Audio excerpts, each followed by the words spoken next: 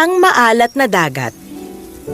Noong unang panahon, may magkapatid na nakatira sa isang nayon. Napakayaman ng panganay na kapatid, pero mahirap naman ang bunso nila.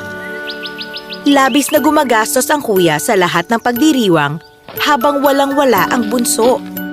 Kahit sapat na makakain lamang o damit na masusuot. Madalas na nagugutom ang kanyang pamilya dahil halos wala siyang pera. Isang araw, nagpasya siyang humingi ng tulong sa kanyang kuya. Kuya, alam mo bang nagugutom na mga anak ko? Pwede bang humiram ng pera? Bibilhan ko lang sila ng pagkain. Lagi ka na lang nandito para humingi ng pera. Wala akong maibibigay sa'yo. Alis! Dahil sa masasakit na sinabi ng kanyang kuya, umalis na lamang siya doon. Nang pauwi na siya, may nakilala siyang isang matanda.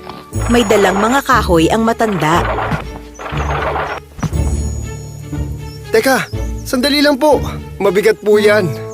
Tutulungan ko na po kayo. Ay, salamat ha. Anong nangyari, anak? Bakit para may problema ka? Hindi ko alam ang gagawin. Nagugutom ang pamilya ko, pero hindi ko sila napapakain. Wala akong magawa. Anong gagawin ko? Ganun ba? Matutulungan kita. Kung tutulungan mo akong iuwi ang kahoy na ito, may ibibigay ako sa iyong magpapayaman sa iyo. Sige ho! Dinala niya ang mga kahoy papunta sa bahay ng matanda. Maraming salamat, anak. Pwede mo nang ibabayan rito. Pagpalain ka ng Diyos at payamanin ka niya.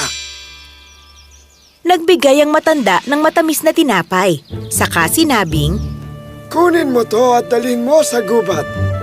Habang naglalakad ka, may makikita kang 3 puno ng siniguelas. May bundok sa likod ng mga punong ito. Kung titignan mo ng mabuti, may makikita kang kubo. Pumasok ka sa kubo. May 3 unanong nakatira roon. Gustong-gusto nila ng tinapay. Siguradong bibilhin nila ang tinapay sa iyo. Ibigay mo yan pero huwag mo silang sisingilin.